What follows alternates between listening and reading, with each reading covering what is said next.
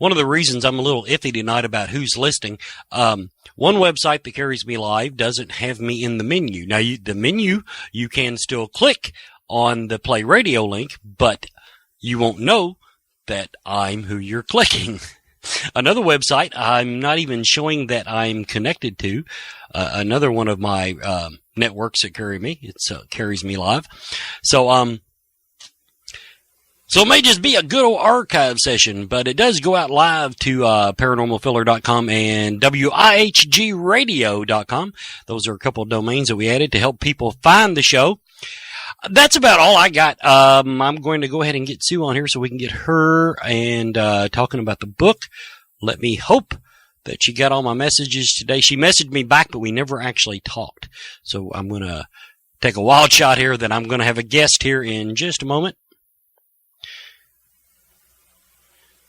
And Skype is dialing. Hello, Susan. Oh, hi. Is that Wes? Yeah, this is Wes. I was getting worried there. It took a minute for you to pick up. No, it's okay. It's technology. I was explaining to everybody that we played Skype tag and never actually talked directly. So I was, but the way my week has gone, it would not have been any great surprise. Anyway, we're talking now to Sue Kyng. She is the author of Lost in Space and Time. Sue, let's go ahead. I've told them a little bit about the book. First of all, give them your biography, because your biography is before you ever even got into this author stuff and the paranormal and that. You're. I guess I'm talking to somebody who oversees in Great Britain, I take it. You're fairly famous. Yeah, I've got to praise this, and we've only got how long now? Can you hear me? I'm okay. No, it's okay.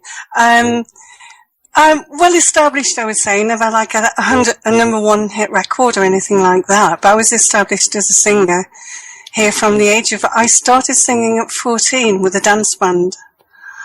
And then I worked theatre clubs and theatres, and then travelled the world as a singer.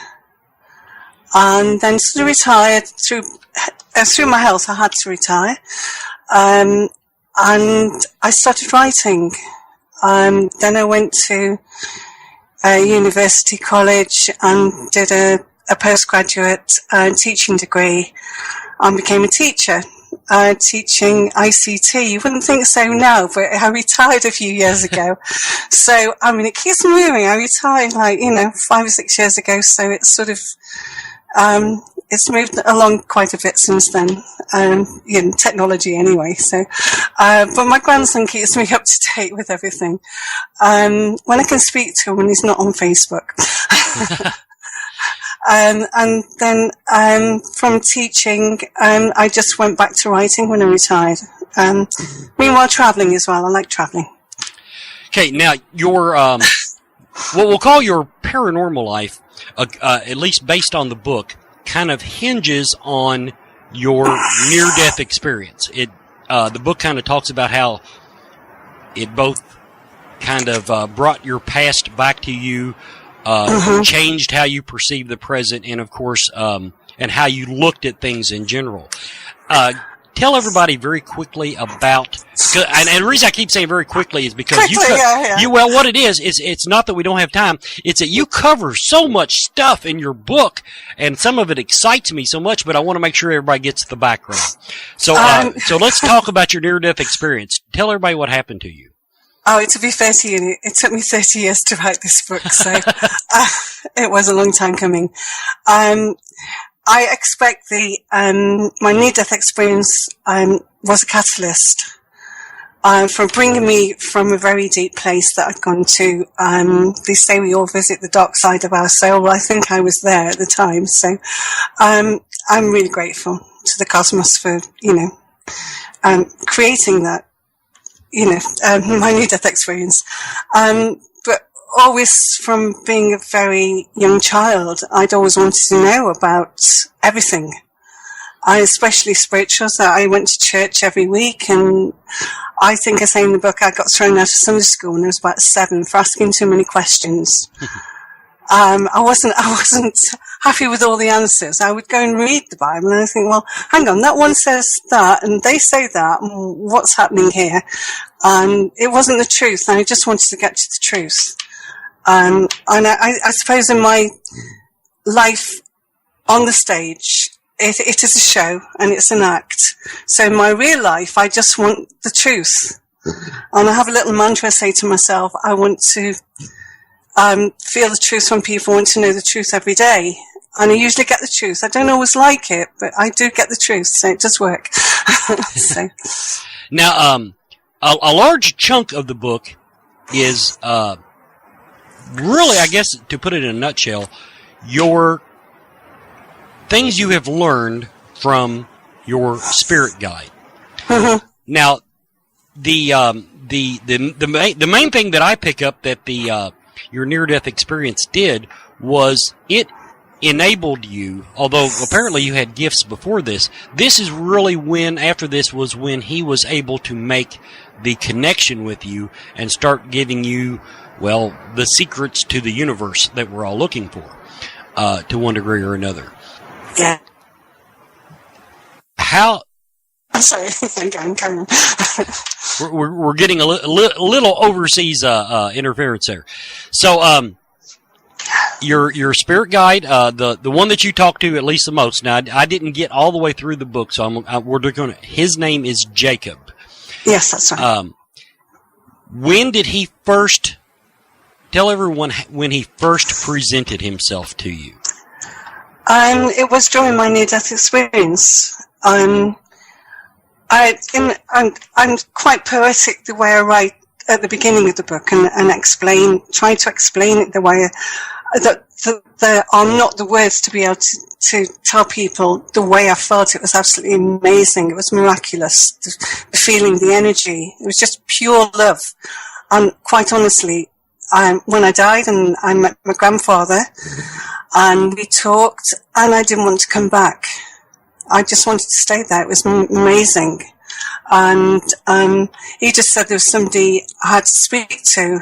And I sort of drifted off and started talking to this guy. And he turned out to be Jacob and just told me that I had to come back and there's stuff I needed to do and to find out. So I didn't want to come back. I was reluctant. I came back and I just spent the next, week closing my eyes trying to go back to where that place was. I've never found it since. Now and again I do, and I think no, I'm here for a reason, and that's what the story's about. I found your story, that part of your story, very interesting. It didn't veer that much off of what we would call the typical near-death experience, except that in most of the cases that I hear, I guess I would say that he really just seemed like he had to talk you into it. The coming back part, you were ready to stay on that side, like I know that I would be, and I found the way you described that. Once you came back, kind of as you alluded to there, you felt uprooted or a sense of loss about having to come back to this place we called life. Mm-hmm. Yes, I did actually, Wes. I really did want to stay there. And for a long, long time when I came back, I just felt like a fish out of water, if I can use that expression. I didn't feel like I belonged. The only thing that kept me sane was my daughter and my family, and I was going through a bad relationship. But it wasn't until I came back I realized I was going through a bad relationship. And of course I tried to change it by trying to change it, because I changed. I was totally different. I saw the world in a totally different light. I realized that I'd been living in this bubble, if you like to call it, and suddenly, I've found, I'm not on the journey. It's my soul that's on the journey, and I've got to start listening to my soul. What does it want? Where haven't I been?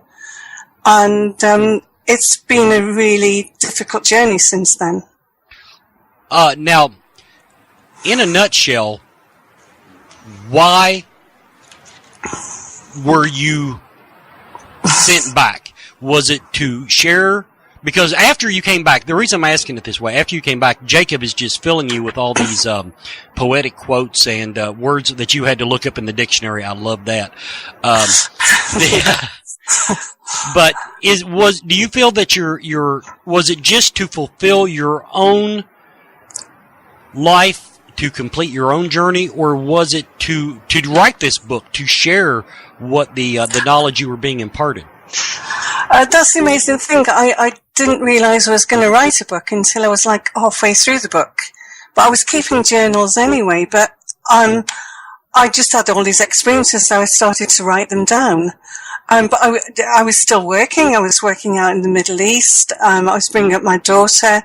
I made what I thought was a good judgment call by leaving my partner because I was, I'd allowed myself to be subjugated. Before then it was, oh, poor me, why is he doing this? Why is he really nasty to me? And all the things you get in some partnerships. And you'd have to go right back to when I was a child and realize that my father was very similar. And it was only in hindsight, after the near-death experience, I realized, well, wow, I can change this. I found me. And my whole life just changed. But up until that point, I'd had a wonderful life. I wasn't knocking it. But then suddenly it's different. I think any mother will say, once you've had a child and you've got children, you can never imagine your life never having those children. They're always in your life. It's like you've never not had them, if you know what I mean. Okay, everyone, we're talking to Sue Kyng, author of Lost in Space and Time. Sue, we're going to play just a quick commercial here, and then we'll be right back. Okay. LiveParanormal.com presents the Paranormal Supercon. This event, held in Erie, Pennsylvania, July 24th and 25th, features vendors, lectures, a VIP party, and paranormal investigations. This year's featured guests include Dustin Perry of Ghost Hunters, John Tenney of Ghost Stalkers, Chip Coffey, Alexander Holzer, along with myself, Wes Forsythe, and many others. That's the Paranormal Supercon, July 24th and 25th in Erie, Pennsylvania. Go to ParanormalSupercon.com for information and ticket sales, or visit LiveParanormal.com.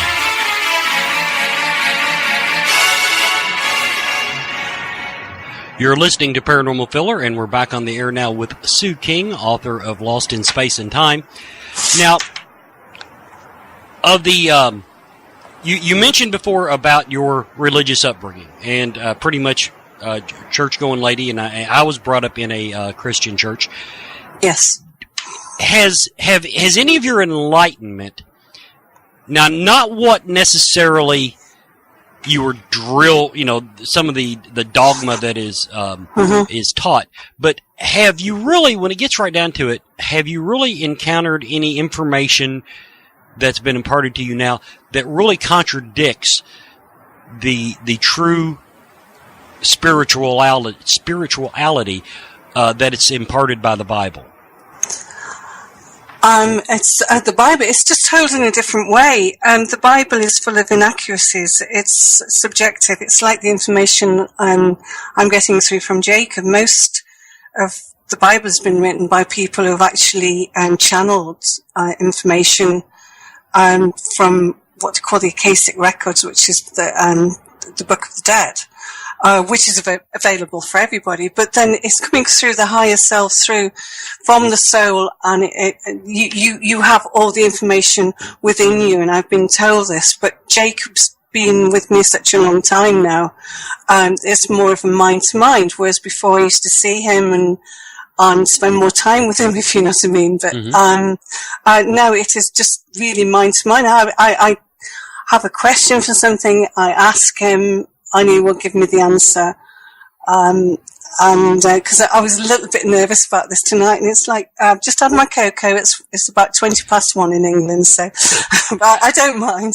I used to do a local radio show, but it was I was on the other side. I was asking the questions, not the other way around. So I'm just trying to get back. It was late. It was a late show. It was about 1:00 in the morning. But it was just about music. But to get back to what I was saying. About Jacob and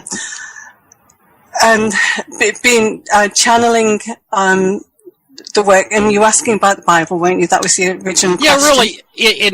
The reason I ask it that way is, although there are things that I've encountered in the religious world that that I think are inaccurate, I'll put it that way.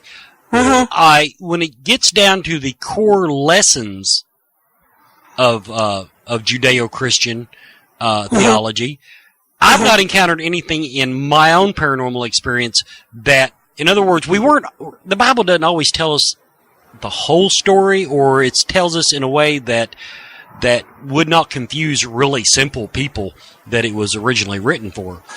But at the same time, I've not encountered anything that really uprooted me from my belief in, God, Jesus, and angels, etc.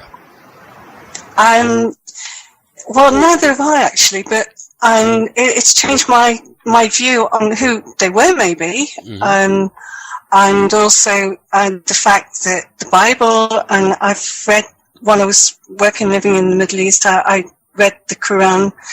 The English version of the Quran, and they talk about the same prophets, Abraham and Moses, and although they do talk about Jesus, they don't accept him as a Messiah or prophet, and there are lots of similarities between all the religions and all the holy books. That's what I'm saying, but they were written at a time, like you said, them for the early simple man, I suppose, then, but to live the way that they were. I mean, in the Middle East, they have several wives. The men have several wives because of the population. That there were more, obviously, a lot more women than men. I think. I'm not quite sure. It's the other way around. So. Well, I do know in violent times, the men do tend to get picked off before the ladies. So yeah, you're probably right. It's one of those things. I should look that up. I think they were living. I think it was written then for that time and the way that they should live, the same way the Ten Commandments. But there's still a good guide today, and I think we should have principles but again, Jacob talks to me about being good. And staying in our own good. So we create our own good, but not to judge other people by our own standards, because what is good to you isn't necessarily good to somebody else. But they've not done anything wrong in their own eyes. You might think, why have they done that? But it's none of my business why they've done that. They are living their life, and they are staying in what they perceive to be their own good. Until they learn anything different, then we have the free will to live that way. Now, one thing that you alluded to in the book, when you were diagnosed with after your NDE, and you were diagnosed with, I believe it was tuberculosis. You describe being healed by I don't know if you actually applied any labels to them other than otherworldly beings. What was your interpretation of that? How would you explain that to someone? Well, there are labels, and people they're talking about different aliens as archons or the Nordics. There's a whole list of different names for them, but I can only relay the information as I'm given it. And Jacob alludes to it being off-world people, but the nearest I can say would be the Nordics, and they were stood around me. They were very tall and very Scandinavian-looking. But I just drifted off into a sleep. Then it was amazing, and just drifted off into the place I was basically when I was in my near-death experience. It was another fantastic feeling. Well, let's go ahead and tie this part together. So, Jacob is telling you that most of what we encounter on the, I guess I would say the metaphysical side of the paranormal, meaning, let's call it spirit guides on up. Let's leave ghost out of it for a moment. Yeah, okay. Okay. That these are, well, you said it yourself, that it's alien intelligences. Now, would you, I mean, are they actually what we, our classic definition of aliens, meaning they live on planet X out there, or are they interdimensional? What is that interpretation? What does that mean to you? I think it's both. I think they live on planets and they're interdimensional. I do believe, from what I've been told by Jacob, that they're here. They've been here for hundreds of thousands of years on this planet, and helping us or not helping us, depending who they are. We have the free will to ask what I call the benevolent ones, benevolent off-world beings. We have the freedom to ask them to help us, but they won't help us unless we ask them. Whereas the malevolent ones, they just interfere. And from what I gather, from what I've learned through Jacob, these are the devils and the demons that we've lived through the Bible. All the myths and everything to do with the Greek and the Romans and all their mythologies. Now, one question I have is the shape of the world right now. People keep telling me we're on the cusp. Right now, the world is. Hello? Okay, I thought I lost you. I heard the audio cut out. Okay. Anyway, the world, in my opinion, is in really bad shape right now. Is that just our own free will creating the chaos that's in the world right now, or is that the influence of the more malevolent off-world beings? I've just had a conversation with somebody earlier on this evening, and about this particular subject. And yes, it's both. We've created it, but we're being directed. I'm not saying myself or you, Wes. I'm talking about the powers that be are being directed. The people with the power are being directed to, make these things happen. Yeah. To muck things up. Yeah. So now those of us, now in full disclosure, and to you and my listeners, I consider myself a light worker. I've not been imparted any great deal of knowledge. I tend to get really cryptic answers when I ask about life, the universe, and everything. So I'm not ready to know all the answers. So, but I do feel that part of my job, we'll call it, on Earth, is to not sound overly self-important, fight evil and make things better. Do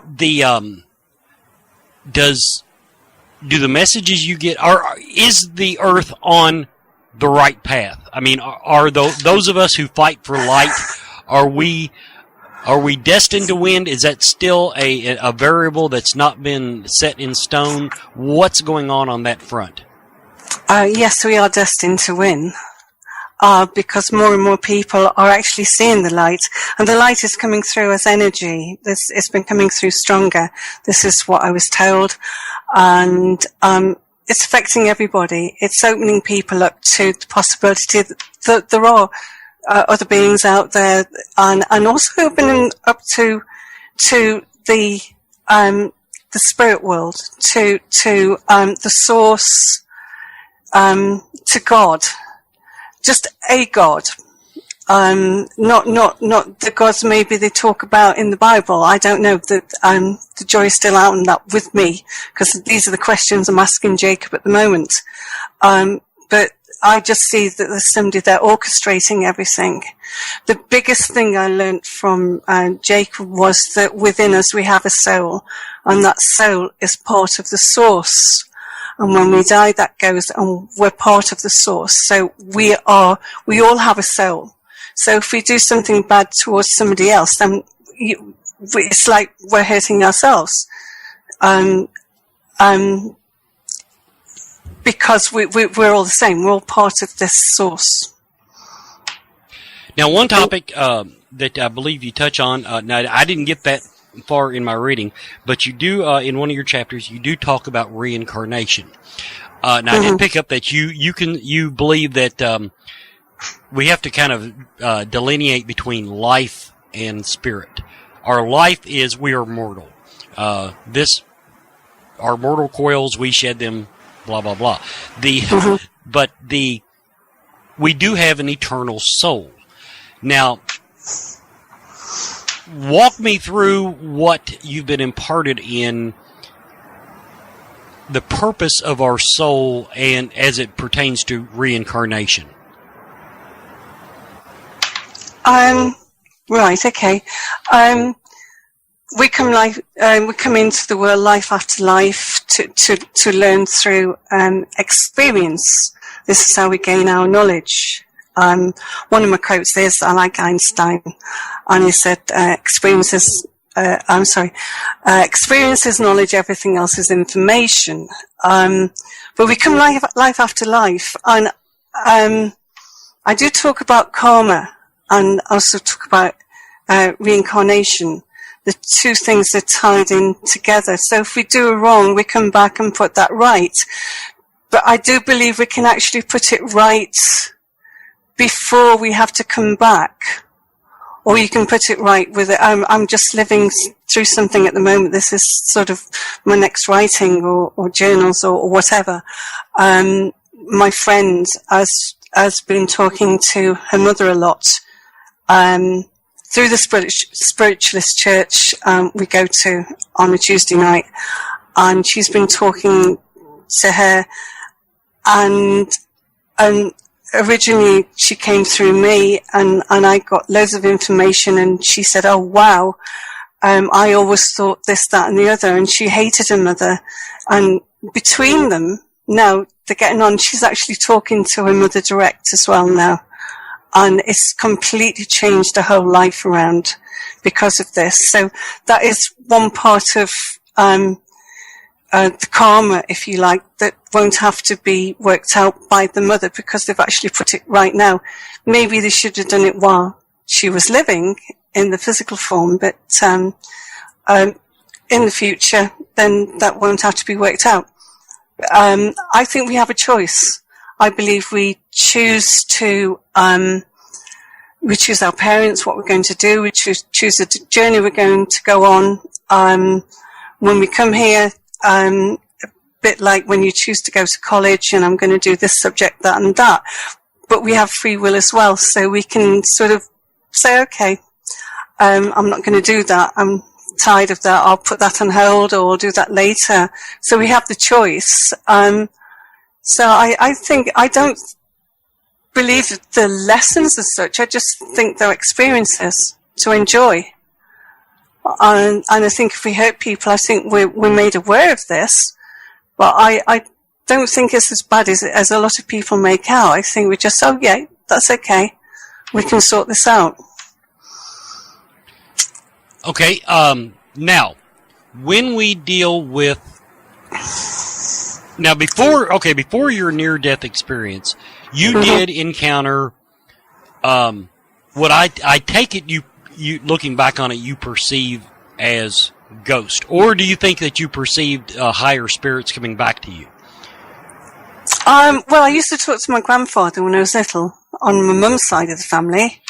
He used to talk to me all the time because there were always arguments between my dad and my eldest sister. And I just used to go and sit on my bed I need to sit there talking to, and I just used to say, I don't like this. And he'd say, no, I don't either. I don't like the arguments. But it was perfectly natural to me. It's only when I started going to school and later on, and used to tell my friends, but I soon stopped doing that because I was perceived as being, weird. Spooky. That was my name, was Spooky Sue, when I was youngster. So, yes. When we talk about family members like that, I guess we can leave that open to interpretation. But being where you're from, there's just a lot of places that people would call haunted. Let me throw out a really cliche example. Some old dude rattling chains in a castle. There, I said it. As ugly as it is. Okay. Oh, we got plenty of castles here. Yeah. Is that one of our souls that is stuck in this world? Is that a choice that's been made? What is your interpretation on that? Well, I've done what they call rescue work. So, through the church over the years, since the 1980s, and we've rescued quite a lot of souls that are sort of between here and, as you said, the white light that's out there. And it just gave me it's the same feeling. Whenever I did that, I'd have a surge of energy coming up through my body, and as I went through the light, it was a very real experience for me and for the person. And usually it's about 2 or 3 of us, but occasionally I've done it on my own. Or I've been in a situation where I've met people in the past, especially in my own flat, you call them apartments, where I met somebody and I was looking for the light and realised it wasn't. It was just an odd experience. So I'm still trying to work that one out, but... Now I'm gonna completely flip the conversation here because I'm fascinated about the alien aspect of this. Oh no! Okay. I'm with you on the vibrational, trans-dimensional beings. Oddly enough, I do believe that there are other beings out there that we might. In my personal case, I work with angels. Now, that interpretation of angels, I realize might be based on my own religious upbringing, so it's being spoon-fed to me in the best way possible for me to accept it. I can wrap my head around that, no problem. Has Jacob given you, but at the same time, the part that to spread that out over the entire alien phenomenon, I have a real problem. Okay, the ones that healed you in TB, they appeared to you, they surrounded you and bathed you in light. Why do some of them apparently, or do they? Maybe I'm wrong on this, and it's just a mass hallucination. But when somebody sees a UFO, when somebody sees a spaceship, for lack of a better term, what's going on there? Is that how they travel when they have to cover great distances? Kind of give me your take on what's going on with the common alien phenomenon. Okay, right, okay. UFOs. I'll just give you an example. A friend of mine went with my grandson down to the local beach, and he's a UFO. It was sort of evening, and it was going sort of dark, twilight. And my grandson is very left brain. No, don't. No, there are no UFOs. And they actually saw 2 or 3 while they were out there on the beach. So my grandson's changed. He always said, but they're unidentified flying objects, so therefore they could have been developed in this world for all we know, because we don't know what's going on totally, because there's a lot of top secret stuff. From what I gather from Jacob, the aliens that do help us, they have a different energy, and they run the machines, and they're like energy machines, and they flit through wormholes and they flit through different dimensions, and they're just there to help, and they don't want any accolades, they just do it. just there doing it and overseeing it, which gives me confidence to know there's somebody there watching my back and your back as well. So, that makes me feel happy. Now, one more quick thing before I get to a really deep topic. One of your chapters was called Aliens and a Four-Legged Ghost. Tell me the four-legged ghost story. I don't want to give your book any spoilers, give away any spoilers on your book, but it's all right. The only reason I even bring it up, because I believe in animal ghost, for lack of a better word, but you went out of your way to put ghost in quotation marks and italics. So tell me why you did it that way. Okay. Well, the alien part came first. I'd have to explain that bit first, because I was about 7 or 8 years old, and I was I was a country girl, if you like, and I had relations all around who had farms, and I was taking my auntie's dog for a walk, and where I live there's an embankment, and it looks out at lots of geese and everything, and cows, and and I took, and next thing there was a bright light, and I went up into this bright light, and I was lying on a table, and the same people were around me during this experience that were around me when I had my TB. And they were just talking to me, and I saw the dog, and I was saying, Barney, leave him, he's old. And they say, no, it's okay. But they were talking in a different language, but then when they talked to me, I could understand what they were saying, and then they said, all right, you can go now. Next thing, I woke up in the barn, and my mother and younger sister and my auntie were stood over me saying, you've been fast asleep. I was asleep. Thought you were taking the dog for a walk, and I went, yes, I think I was, you see. So as a child, I thought I'd just fallen asleep and dreamt all this. It's only since I had that experience with my TB, with the aliens, that I realised that maybe it was true. But anyway, that night I went home, told my mum about the experience, and she said, oh, that was nice, went to bed, woke up next day, and there was Barney, my auntie's dog, jumping all over me and licking my face. And I'm going, go away. And I was just sort of coming out of the sleep, and I looked round and he'd gone. I went downstairs to the kitchen. This is a long story short, by the way. Down to the kitchen, and my auntie's there, and she had a bowl of eggs. I thought, oh, great, eggs for breakfast instead of cereal. That's all that was on my mind. And then she just said, sit down, Sue, I've just some bad news for you. Barney died in the middle of the night. And that was her dog. And I'm going cold now from head to toe. And I thought, and my mother was an intuitive and a medium and clairvoyant also. And she just turned around and said, well, that was nice of him to come and visit you before he died and passed over. So he came to visit me. Okay, simple enough. So we're on the same page as that. You feel that our pets do have I almost hate to use the word soul, but a spirit that I take it you also believe that they get reincarnated too. Oh, well, yeah, I do. Yeah, okay. I definitely do. Quite a few of I never had dogs myself. I would have liked to, because I was on the road as an entertainer. It was very difficult to do this. But all the dogs that I've been associated with have always come to say bye-bye to me. It wasn't the first time that happened. It's happened quite a lot over the years. So, yeah.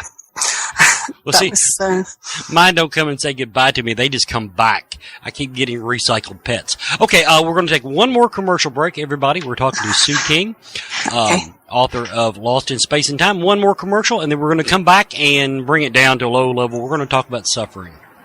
Oh, right. Okay, thank you. Guess where I'm headed October 9th and 10th? I'm going to San Antonio, Texas. I've been invited to the Lone Star State to do my radio celebrity crap for Phantom Fest. Now, Phantom Fest is a gathering of all things fun and nerdy, weird and unknown. I, of course, am a natural fit. The hosts have combined their love of cosplay, gaming, and ghost hunting with their passion for horror movies and things unknown to bring you the most exciting and unique event in Texas. I will be there with Bill Murphy of Fact or Fake, Bruce Tango, who you might know plays Dave Tango's dad on Sci-Fi's Ghost Hunters, plus a whole bunch more paranormal, horror, and cosplay-type celebrities. That's Phantom Fest, PhantomFest.com for tickets and more information.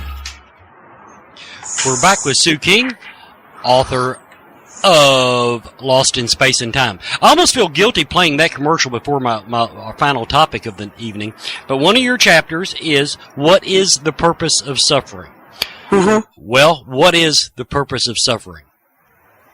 Yes, indeed. I think we bring it on ourselves because we don't, many of us, many people live in bubbles and they're not in touch with the soul, the spirit, or God, and they don't hear the messages as they come through.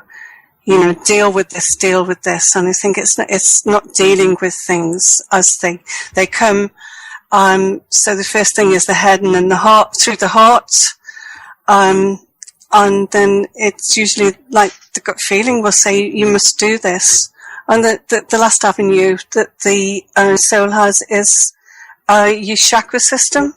So it will, appropriate to what area of problem it is, it will manifest an illness in a certain area. Sometimes people will have bad throats, because they're not saying something that they should do. They haven't faced something and not said what they should do appropriately. So the digestive system, for instance, they can't stomach something, they can't digest some sort of information. It's just facing up to your problems and actually dealing with them instead of putting them, to one side. Okay, that's on a physical level. Now I'm going to rephrase a question that you may not have covered in that chapter. Why do bad things happen to good people? In other words, things that are out of their control, suffering that comes from, a flood or a fire or that type. Do you have any input? Because sometimes, really good people, and I'm talking about this from even the metaphysical fairs that I go to. I mean, really good people that are in tune with their spirit and the messages that they get, and they try to do everything right, and they try to be exceptional people, but still tragedy strikes them.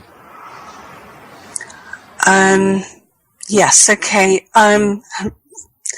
Bad things happen to good people, and sometimes it feels like bad things don't happen to bad people, and they always seem to land on their feet, and sometimes that really annoys me. But I think it's all to do with the energy, and I think the theme of my book is the energy, because this is what I felt in my near-death experience, is to bring the energy through from the source. And the only way you can do that is to be open to the source through your heart and your soul. But with that means that you're pushing out your ring pass not all the time. So you're bringing in experiences.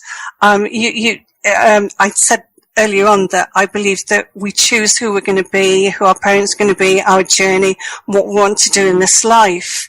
If we've negated lots and lots of things in a life, suddenly the door opens and then they all sort of flood in, and you will start to have experiences. And I call it fate from another time extracted, because you've actually asked for this experience before you came here, good, bad, or indifferent. So we make our own life. We are our own. We create our own stories, and I think we should hang on to our dreams and believe we can make them real. And since I've been on this journey, since my near-death experience, there's parts of my life have been absolutely horrendous, and there are parts of my life have been absolutely miraculous. So it's been a balance of the two. It's been a bit like a roller coaster. Prior to which, I just lived a really good life, and things just used to fall into my lap a lot better, a lot more than now as a spiritual person, if you like. It's not as easy. It's not an easy road to be on. Okay, and we've been talking to Sue Kyng, author of Lost in Space and Time. Now let's close the show out, Sue, with basically let's plug you. Let's tell our listeners where to find this book, and you said you've written other books. Tell everybody the best way to find more information about you and your work.